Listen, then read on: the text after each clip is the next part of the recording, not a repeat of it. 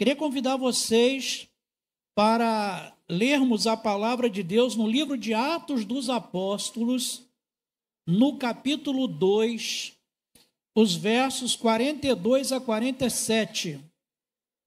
Atos dos Apóstolos, capítulo 2, 42 a 47.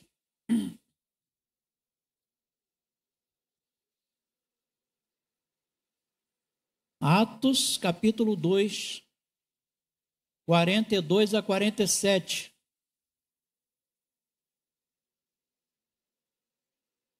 Quem achou aí, diga amém. Quem não achou, misericórdia, né? Diz assim a palavra do Senhor: e perseveravam na doutrina dos apóstolos e na comunhão, no partir do pão e nas orações, e em cada alma havia temor, e muitos prodígios e sinais eram feitos por intermédio dos apóstolos. Todos os que creram estavam juntos e tinham tudo em comum.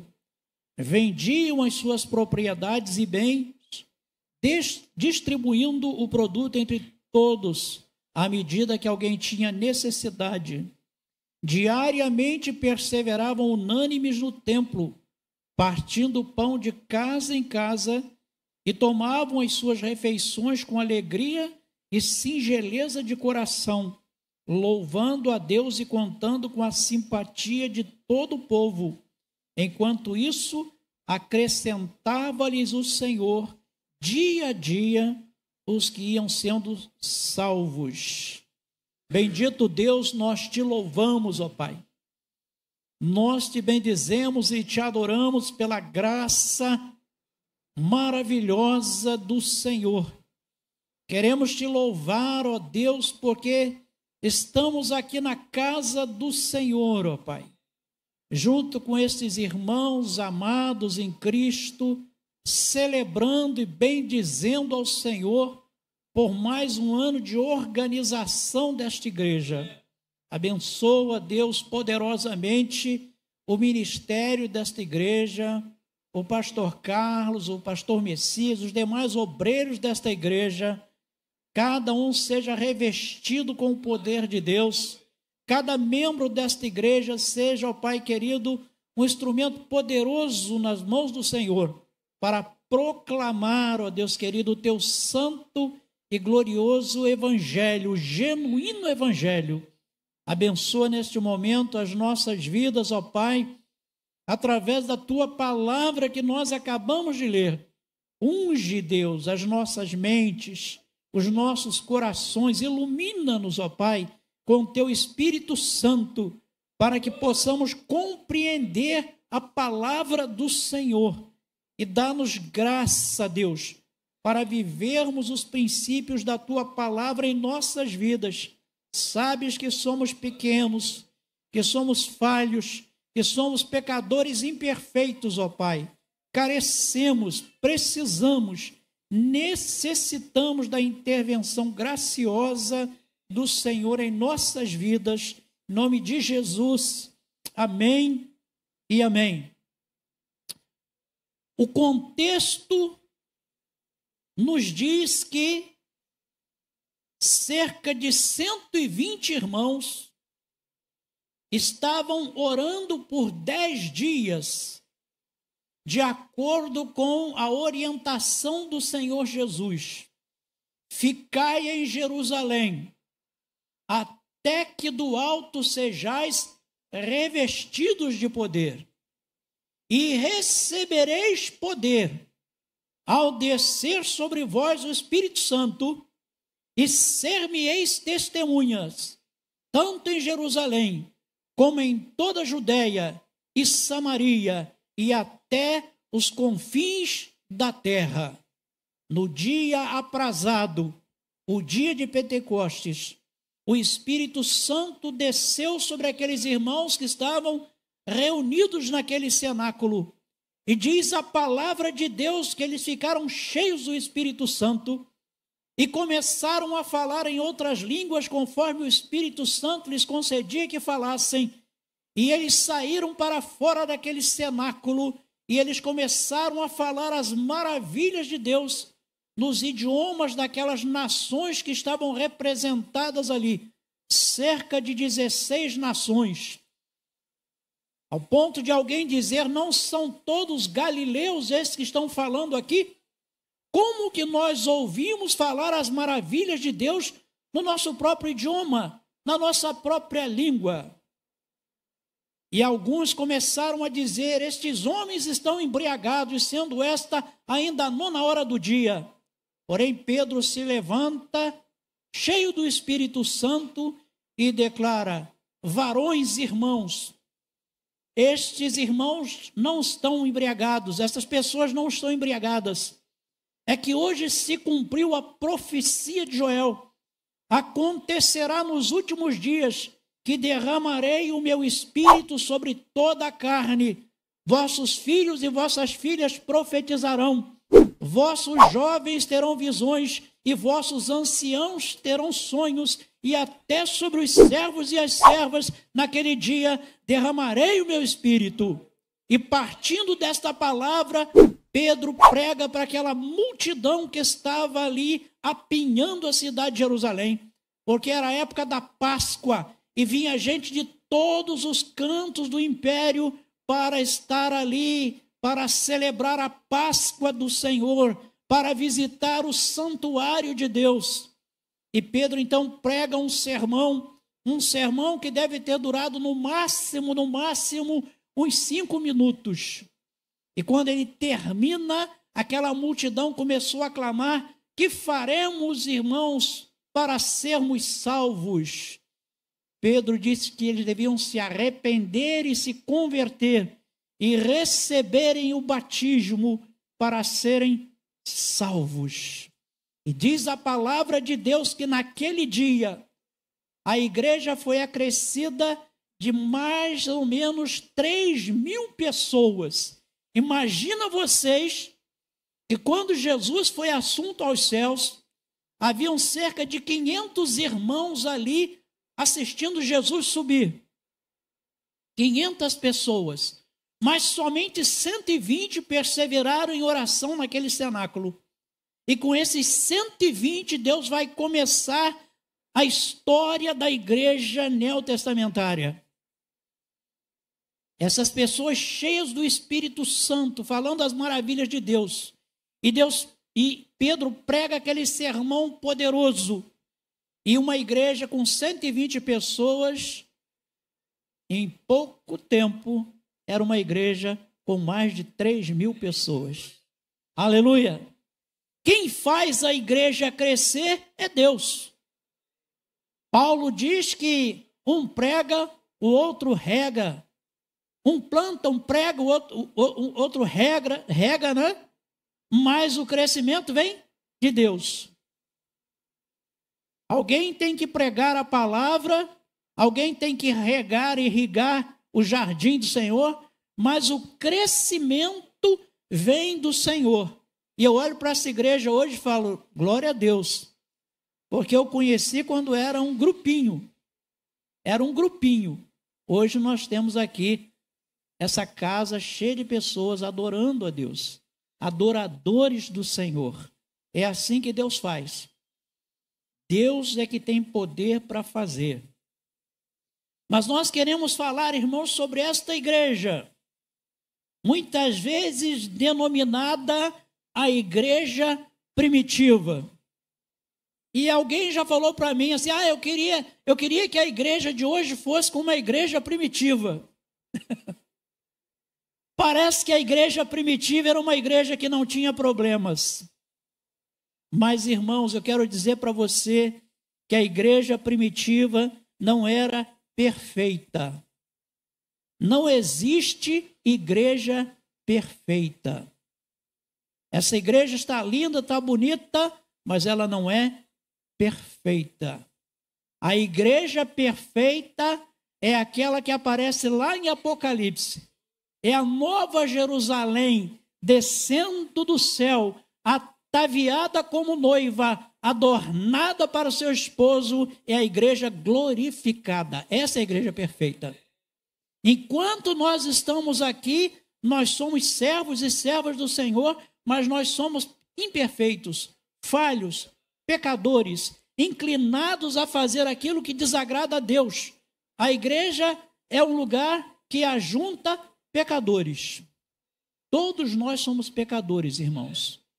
Pecadores salvos pela graça de Deus, pecadores redimidos, mas somos pecadores. Por isso a igreja tem problemas. Por isso a igreja não é perfeita. Mesmo aquela igreja primitiva que experimentou um derramamento poderoso do Espírito Santo, não era uma igreja perfeita. Logo no início da história da igreja, a gente vê que estava havendo preterição. As viúvas dos helenitas começaram a ser preteridas por aqueles que repartiam o pão. Foi preciso que elas fossem lá reclamar com os apóstolos. E por causa disso, surgiu o ministério diaconal na igreja. Orientados, então, pelo Espírito Santo, eles elegem 7 homens cheios do Espírito Santo para exercerem o diaconato e distribuir de forma mais justa e equânime aqueles haveres entre as viúvas, entre os necessitados da igreja. A igreja, então, tinha problema. Por exemplo, nós vemos falsidade e mentira. Ananias e Safira, 2 membros da igreja, venderam um campo e pegaram uma parte daquele dinheiro e colocaram aos pés dos apóstolos para que os apóstolos pensassem que todo o valor do campo estava ali. Porém, Pedro, cheio do Espírito Santo, fala: Ananias, Safira, os 2. Por que Satanás entrou no coração de vocês para que vocês mentissem ao Espírito Santo?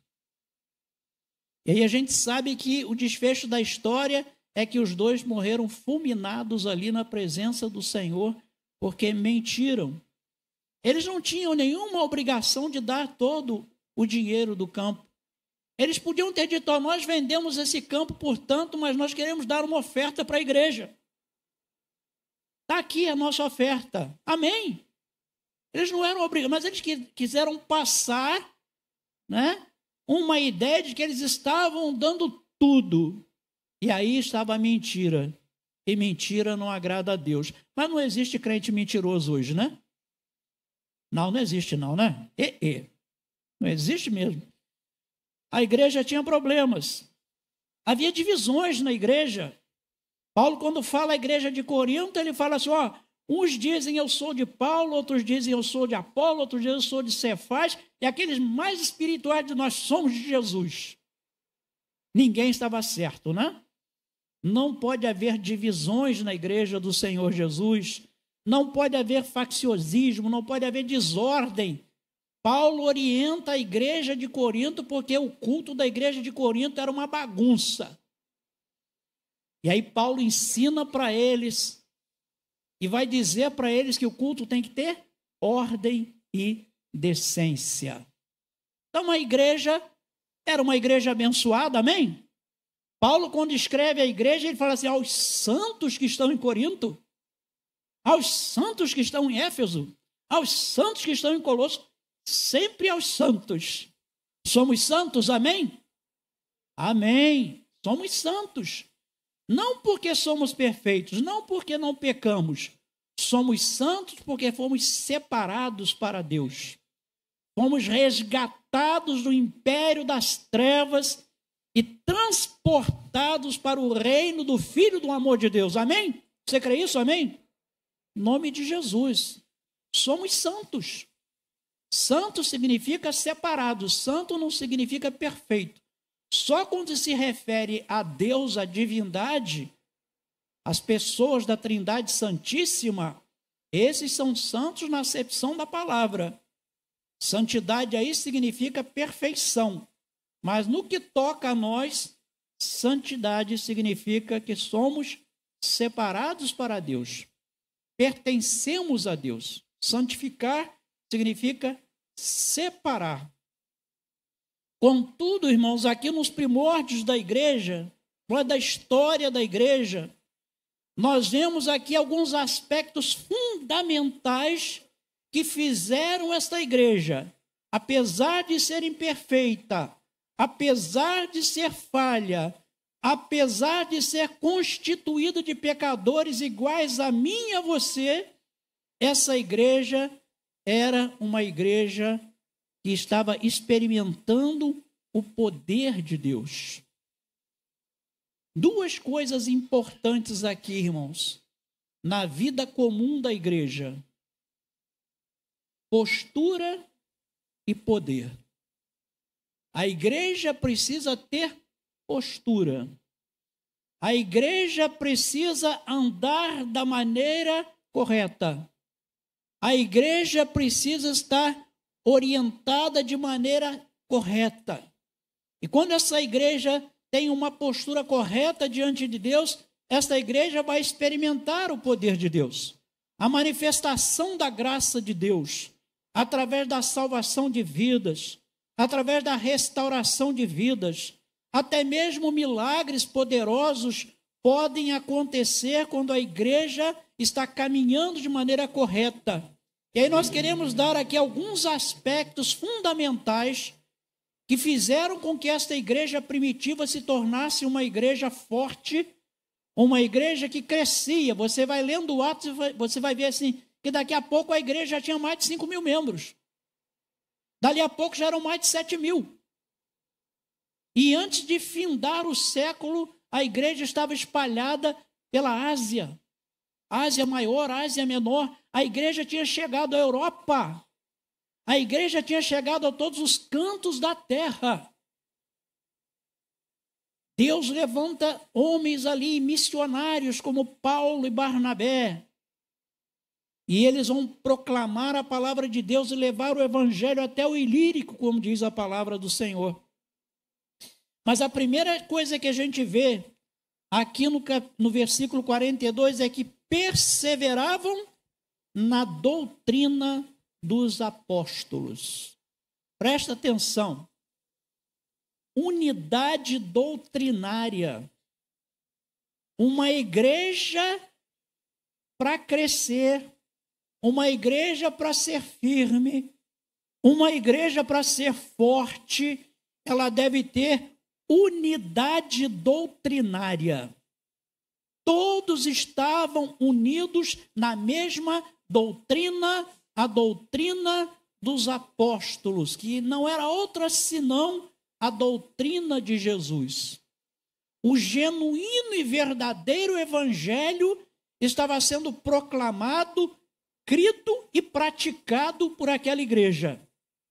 Nós vivemos hoje um contexto da história da igreja, principalmente aqui na nossa nação, onde há muitas pessoas proclamando, pregando um falso evangelho.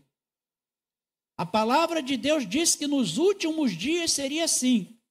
Jesus disse que, se possível, esses falsos mestres enganariam até os eleitos de Deus. Também diz a palavra de Deus que nos últimos dias muitos apostatariam a fé por seguir ensino de demônios. Então nós temos que tomar muito cuidado. Os dias são difíceis. A palavra de Deus está se cumprindo. Falsas doutrinas têm sido proclamadas aí através das mídias. Hoje, você abre o seu celular e, de repente, está lá alguém publicando uma pregação, postando uma pregação. E, às vezes, você vai, abre aquele link e lá está alguém ensinando algo que é contrário ao genuíno evangelho. Mas uma igreja que está firme na doutrina, uma igreja que está coesa na fé, como diz Paulo em Efésios, esses crentes eles não podem ser levados por ventos de doutrina. Eles estão firmes no genuíno e verdadeiro evangelho. Eles estão firmes na palavra de Deus. Eles estão firmes doutrinariamente. Então, o cuidado, por exemplo, dos pastores de doutrinarem a sua igreja, de ensinarem a sã doutrina, de ensinarem a fé genuína e bíblica, de pregarem o genuíno evangelho. Se você ouve alguém que prega um outro evangelho que seja diferente deste evangelho que Jesus pregou, que os apóstolos pregaram e que nós pregamos, Paulo diz assim: mesmo que seja um anjo descido do céu, seja considerado anátema. Até mesmo se eu pregar um outro evangelho, eu mesmo seja considerado anátema. Tem gente que começou muito bem. Ouvi há pouco um pregador aí, bastante conhecido no Brasil, que lá pela década de 80, era um homem que pregava a genuína palavra de Deus. Escreveu um livro maravilhoso sobre a igreja que eu li. Hoje esse pregador está afirmando que não acredita num Deus que possa mandar alguém para o inferno. Não acredita mais na existência do inferno. Diabo é uma interrogação. Cuidado. Ninguém falou mais sobre o inferno do que Jesus. Jesus é o pregador em toda a Bíblia que mais fala sobre o inferno.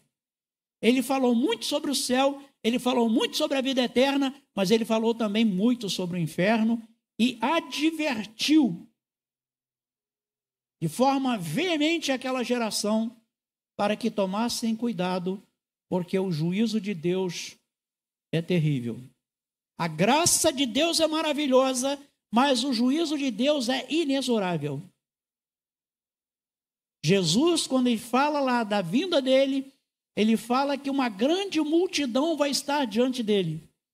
E ele vai olhar para aqueles que estão à sua direita e vai dizer assim: vinde benditos de meu Pai e entrai no reino que vos está preparado desde a fundação do mundo.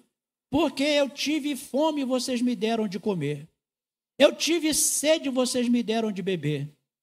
Eu era nu e vocês me vestiram. Eu estava enfermo e vocês foram me visitar. Eu estava preso e vocês foram me ver. E eles vão perguntar: mas Senhor, quando foi que nós te vimos com fome, com sede? Quando nós te vimos nu? Quando nós te vimos preso, enfermo e te assistimos? E ele vai dizer: quando vocês fizeram um desses meus pequeninos, a mim vocês me fizeram. Entrai no reino que vos está preparado desde a fundação do mundo. Aleluia, né?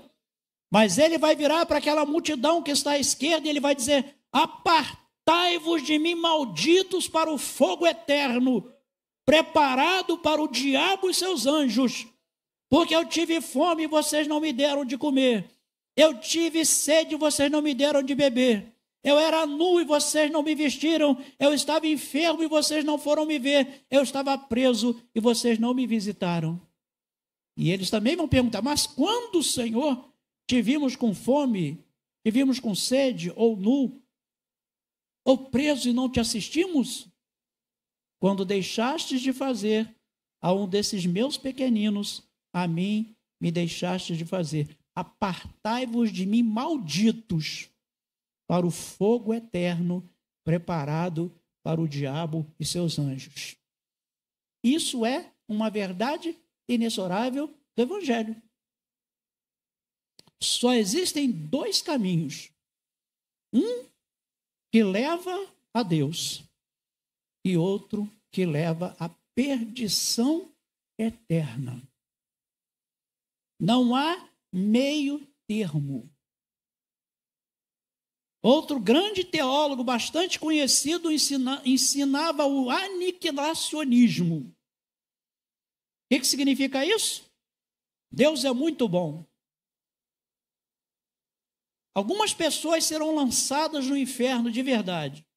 Mas depois de um certo tempo, Deus vai aniquilar essas almas que foram lançadas no inferno, para que o sofrimento não seja eterno, e Deus vai extinguir o inferno. Veja, você já leu isso na Bíblia? Eu já li a Bíblia toda dezenas de vezes, em vários idiomas, e ainda não encontrei isso na Bíblia. Existe um céu e existe um inferno. E isso não mudou durante 2000 anos de pregação do Evangelho, mas agora tem gente ensinando coisa diferente.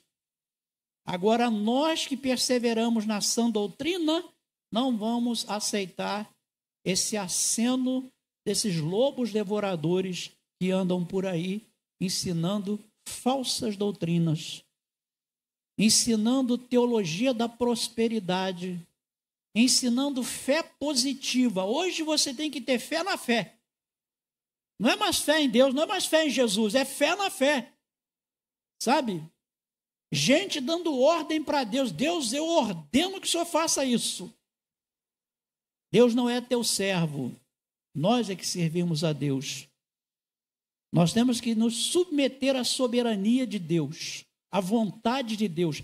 Mesmo que não lhe pareça agradável, a vontade de Deus é boa, é perfeita e é agradável àqueles que amam o Senhor. Então, essa igreja de Atos era uma igreja que tinha unidade doutrinária. Todos eles acreditavam e criam na mesma doutrina, a doutrina dos apóstolos. A segunda coisa que a gente vê aqui é a comunhão fraternal. A Bíblia diz aqui, olha, perseveravam na doutrina e perseveravam na comunhão. Essa palavra comunhão aqui no grego significa parceria. Ter comunhão com alguém significa participar da vida desta pessoa. Significa que também você está aberto para que ela participe da sua vida. Mas não é fazer fofoca não, irmãos, pelo amor de Deus. Participar da vida do irmão não é fofocar sobre a vida do irmão, não. É, se o irmão está padecendo de alguma coisa, se o irmão está necessitado de alguma coisa, se o irmão está triste, participe com ele. Participe também dos momentos de alegria. Se alguém está triste, sofrendo, faça oração. Se está alegre, cante louvores a Deus. Nós temos que ter uma vida fraternal. A igreja do Senhor Jesus tem que ser uma comunidade fraterna. Tem que ser uma comunidade onde nós, de fato, sejamos irmãos. Onde nós estejamos dispostos a nos doarmos em favor dos nossos irmãos em Cristo Jesus. Aqueles que têm mais recursos, ajudar aqueles que são mais carentes, mais necessitados. Veja que naquela igreja de Atos ali, não havia nenhum necessitado. Todo mundo estava assistido. Porque os irmãos pegavam seus bens e colocavam aos pés dos apóstolos, e aquilo era distribuído conforme a necessidade de cada um. Havia uma comunhão, uma unidade, sabe? Uma unidade perfeita naquela igreja. Todos estavam juntos, todos tinham tudo em comum. Isso tem que ser a igreja do Senhor Jesus. Sabe, não pode ter um irmão na igreja que você fala assim, olha, aquele ali eu suporto, né? Aquele ali, olha, não vou com a cara dele, não.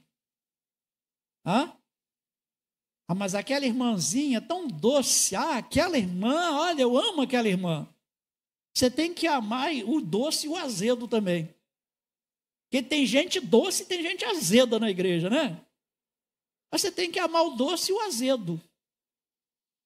O doce e o azedo. Amar o seu irmão em Cristo incondicionalmente. Amém? Sabe? Às vezes o irmão está azedo, mas você não sabe por quê. Você chega perto e fala, o que está acontecendo, irmão? Aconteceu alguma coisa? Às vezes aconteceu alguma coisa. Às vezes ele está magoado, ferido com alguma coisa. Está padecendo alguma necessidade, se aborreceu em casa. Aí é a oportunidade para você chegar e falar assim, vamos orar. Vamos ler aqui um pedacinho da palavra de Deus. Vamos compartilhar aqui as nossas necessidades em amor. Amém? Então, às vezes, sabe, na minha vida cristã, às vezes eu vou falar com um crente, ele me fala alguma coisa atravessada, eu falo, ih, o negócio não está bom não. Aí eu faço de conta que não entendi. Geralmente depois a pessoa me procura, ih, pastor, o senhor me perdoa, mas aquilo, eu estava aborrecido, eu saí de casa zangado com meu marido, eu tinha brigado com a minha mulher, e eu chego aqui, a primeira pessoa que falou comigo foi o senhor, eu descarreguei. Amém, irmão, tem problema não. Deus é bom, eu amo você. Então, nós temos que estar prontos para receber o nosso irmão, independente de como ele vem. Se ele vem com beijinhos e abraços, ou se ele vem que nem Paulo, que era uma mula que dava coice nos aguilhões. Sabe? Tem gente que você vai receber você de uma maneira que você, meu Deus do céu, o que aconteceu com essa vida? Tem misericórdia, né? Sua graça. E tem aqueles irmãos que são fáceis de serem amados, né? Aqueles irmãos dóceis, gentis, amorosos, que chegam perto de você com um abraço, que te beijam, que perguntam como é que vai, como é que está tudo bem, como é que vai a saúde, né? Esses irmãos amáveis, mas nós temos que amar a todos. Na comunidade da fé, comunhão, meus irmãos, é um preço que nós temos que pagar. É um preço. É um preço. Nem todo mundo vai ser fácil de conviver. Mas em prol da comunhão, da unidade do corpo de Cristo, a gente passa por cima dos defeitos dos irmãos. Eu não tenho defeito, irmãos. Mas se alguém tem defeito, vem falar comigo, eu vou tolerar ele. Amém? Todo mundo tem defeito, todo mundo tem problema, todo mundo tem dia ruim. Não é verdade? Então, você tem que aprender a tolerar aqueles que têm problema. Porque você também tem problema. Nós somos seres problemáticos. Sabe? Se você estiver sozinho, não precisa mais ninguém, porque você sozinho já arruma problema. Porque você é o problema. Agora, junta dois irmãos, dois problemas. Junta uma comunidade de mais de 100 pessoas, olha quanto problema. Mas se nós andamos em comunhão, se nós passamos por cima das nossas diferenças em prol da comunhão, esses problemas vão ser sanados para a glória de Deus, amém? Orando uns pelos outros, aconselhando uns aos outros, tolerando uns aos outros na fé, suportando em amor, e aí tudo vai passar. Outra coisa diz que eles partilhavam o seu pão, eles perseveravam em partir o pão, de casa em casa. Sabe como é que é isso? Um irmão ia para a casa do outro e ele levava o farnel dele e fala assim, hoje eu vim aqui comer com vocês, mas eu trouxe o meu farnel para comer junto com vocês. Sabe? Eu tenho o hábito, quando eu vou na casa da minha filha, eu já vou levando alguma coisa. Eu levo uma carne, um peixe, uma galinha, eu levo uma verdura, vamos comer. Vamos partilhar essa bênção, amém? Você vai na casa do irmão, o irmão te chamou para comer, vamos almoçar lá em casa no domingo. Não vai de mão vazia não, irmão, leva alguma coisa. Sabe? Leva um pudim de sobremesa, leva uma galinha da padaria, leva alguma coisa para ajudar, para partilhar lá com os irmãos. Assim era lá na igreja primitiva. Os irmãos partiam o pão de casa em casa. Ninguém passava fome, porque todo mundo repartia o que tinha. Havia fartura naquela comunidade. Ninguém estava padecendo necessidade, porque eles partilhavam o seu pão. E eles perseveravam em fazer isso. Isso não era uma coisa assim, lá uma vez ou outra. Não, era perseverantemente. Eles faziam isso dia a dia. Perseveravam. Sabe? Eles chegavam a vender as suas propriedades para poder assistir os irmãos em Cristo. Outra coisa, era uma igreja que orava unânime. A gente vê aqui em Atos dos Apóstolos, quando essa igreja orava, o templo tremia. O local onde eles estavam estremecia pelo poder da oração. Irmãos, igreja que não ora, não tem poder. Igreja que não ora, não vê a manifestação da graça poderosa de Deus. Igreja que não ora, não cresce.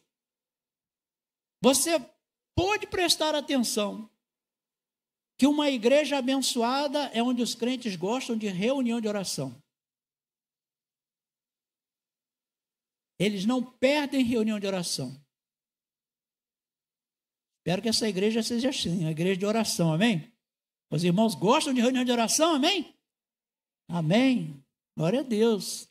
Essa igreja era uma igreja que orava, e orava unânime. Havia momentos em que todos prorrompiam numa só voz, orando ao Senhor. A mesma oração brotava na boca de todo mundo. Era um salmo de adoração, de louvor a Deus, de declaração de fé.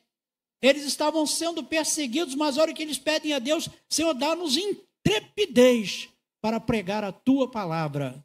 Era uma igreja perseguida. Irmãos, há igrejas perseguidas. Essa semana nós recebemos um vídeo mostrando o que está acontecendo lá na Índia. 200 irmãos foram assassinados, chacinados. Várias igrejas foram queimadas. Vilas inteiras de cristãos foram queimadas a fogo. Os crentes tiveram que fugir para o meio da selva, para ficarem reunidos lá no meio da selva, cuidando uns dos outros, porque perderam tudo quanto tinham e eles estavam lá celebrando a Deus, louvando ao Senhor, glorificando a Deus a despeito da situação. Nós precisamos ser gratos a Deus, irmãos. Sabe por quê? Nós estamos num país onde há liberdade de expressão. Eu contribuo, a nossa igreja lá em Filadélfia contribui com alguns missionários que estão em países onde não há liberdade de expressão, onde as pessoas não têm liberdade de culto. Há muitos irmãos nossos agora presos, há muitos irmãos sofrendo perseguição por causa do evangelho. Mas você e eu não, nós vivemos num país livre, onde nós podemos adorar a Deus aqui, de portas abertas. Portas abertas. Irmãos, é maravilhoso isso. Essa liberdade que nós temos em nossa pátria. Vamos valorizar isso e ser mais frequente na casa do Senhor. Sabe, às vezes quando eu estou lá na minha igreja, eu olho assim e vejo, meu Deus do céu, passei a semana toda me preparando para pregar, cadê o povo? Cadê o povo? É angustiante para um pastor quando ele se prepara para pregar, para dar aquele estudo bíblico e chega lá na igreja e o povo não comparece. É triste, é angustiante. Mas essa igreja era uma igreja unânime em oração, uma igreja de oração. Outra coisa, meus irmãos, e isso é produto da própria oração, havia temor espiritual naquela igreja. Perseveravam no temor de Deus. Em cada alma havia temor. Temor não significa medo de Deus. É o temor reverente. É aquela visão da necessidade de santidade. Porque nós adoramos um Deus santíssimo. Quando Isaías entra lá no santuário celestial e ele vê o Senhor assentado sobre um alto e sublime trono, os serafins declaravam: Santo, Santo, Santo é o Senhor dos exércitos, toda a terra está cheia da sua glória. Nosso Deus é santo, santíssimo.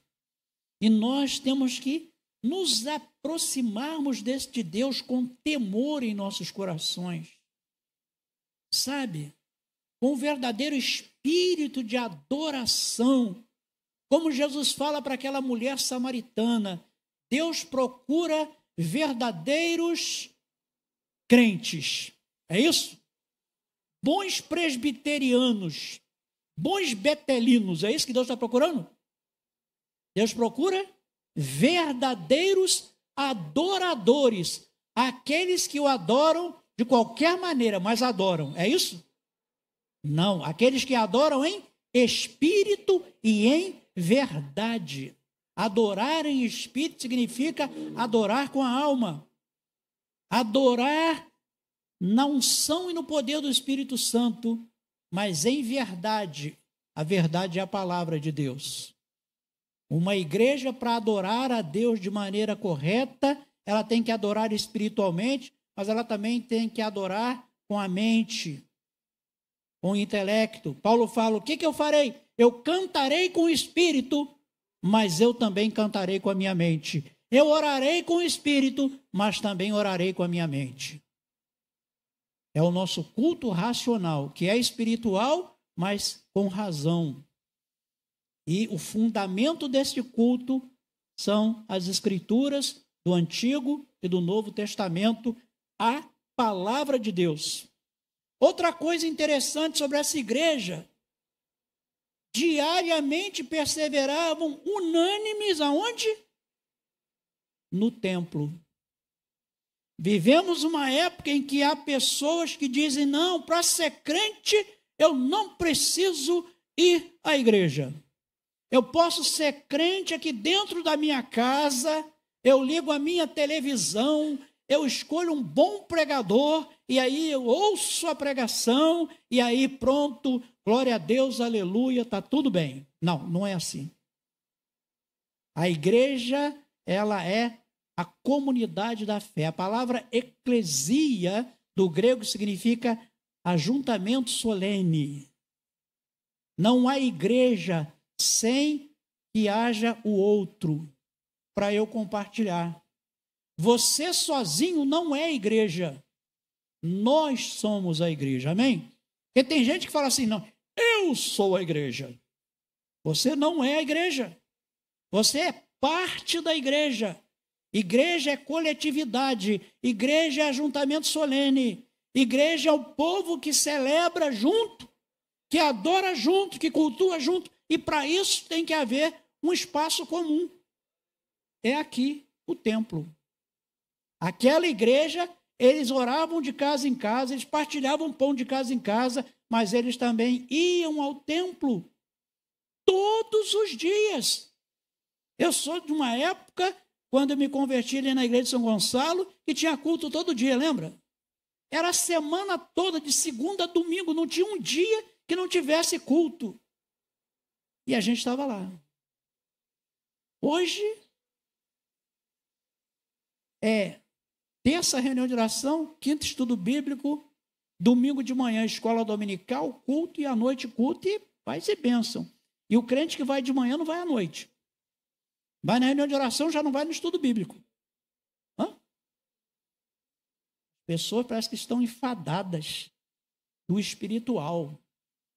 Estão enfadadas da vida de comunhão, da vida na igreja. Sabe? É que nem aquele camarada que domingo de manhã ele está lá deitado na cama, a mãe sacode dele e fala assim: meu filho, está na hora de ir para a igreja. Ele fala: mas o que eu vou fazer na igreja? Por que eu tenho que ir na igreja? Bom, primeiro que hoje é domingo, segundo que está na hora, e terceiro que você é o pastor da igreja.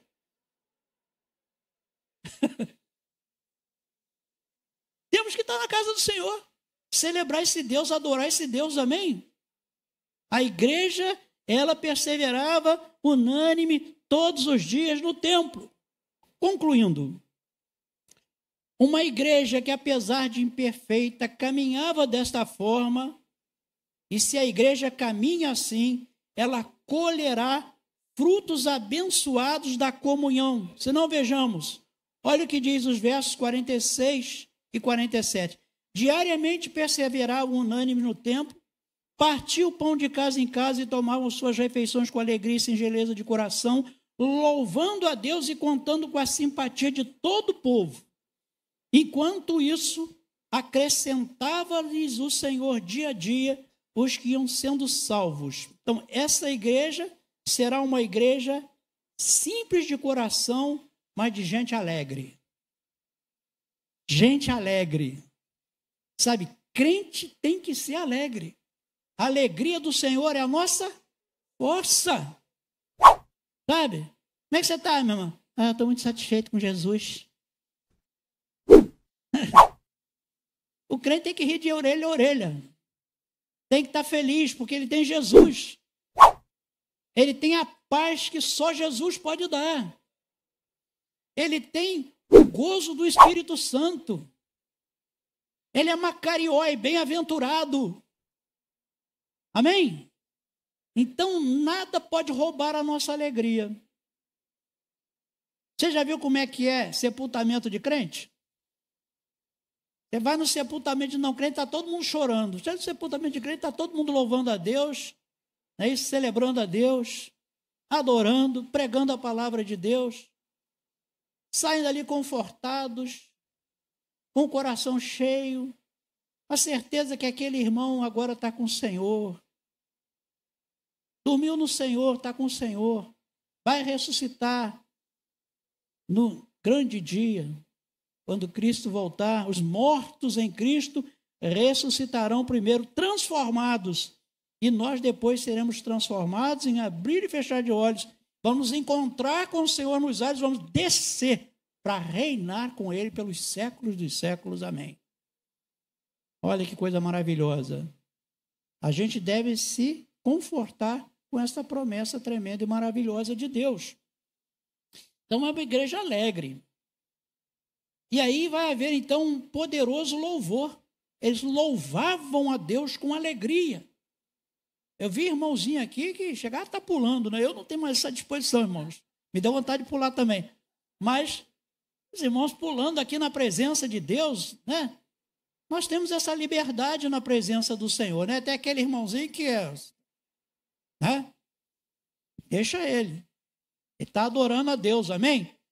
Uma vez eu estava numa reunião de oração, e assim era dos jovens, aquela reunião que fazia lá naquela salinha lá. Eu estava sentindo a presença de Deus de uma maneira, mas olha, parecia que meu coração ia se derreter diante, mas eu estava ali quietinho. Aí o irmão, meio escandaloso, pegou assim, glorifique o Senhor, irmão, glorifique, irmão. Gente, eu perdi a espiritualidade na hora. Deu vontade de jogar aquele irmão pela janela, porque eu estava sentindo a presença de Deus poderosamente, e ele atrapalhou. Atrapalhou. Então, respeite seu irmão, cada um na sua. Tem aquele que é assim, aquele genuflexo, né? Ele está ali, mas está adorando a Deus. O outro pula, né? Tem gente que quer até subir pela parede. Tudo bem, contanto que seja na presença do Senhor, amém? Adorando de fato a Deus de coração, Deus suporta esse negócio. Até os de fora vão reconhecer o que está acontecendo nessa igreja. Contava com a simpatia das pessoas de fora. Flávio Josefo, grande historiador do primeiro século, ele diz o seguinte, que as pessoas olhavam para a comunidade cristã, a comunidade da fé, e diziam assim, vede como eles se amam. Era perceptível o amor daqueles irmãos uns pelos outros. Quem olhava de fora ficava impressionado de ver como aquela igreja caminhava. E essa igreja, irmãos, ela vai experimentar um crescimento orgânico e espiritual. Orgânico significa o quê? Vidas vão crescer essa igreja. Num só dia, 3.000 pessoas. Logo adiante, 5.000. Daqui a pouco, 7.000. E a igreja foi crescendo. porque estava caminhando na presença do Senhor, em comunhão, em unidade, em doutrina. Ela experimentou crescimento. E essa igreja também verá a manifestação constante do poder de Deus. Aqui diz o quê? Que muitos sinais e prodígios eram feitos por meio dos apóstolos. Milagres estavam acontecendo naquela igreja.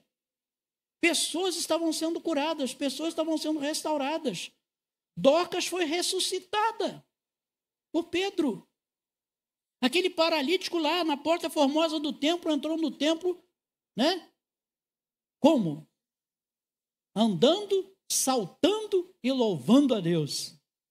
Imagina alguém que é paralítico e de repente se levanta e sai pulando, feito um cabrito, dando louvores a Deus, entra para a casa do Senhor adentro, dessa maneira.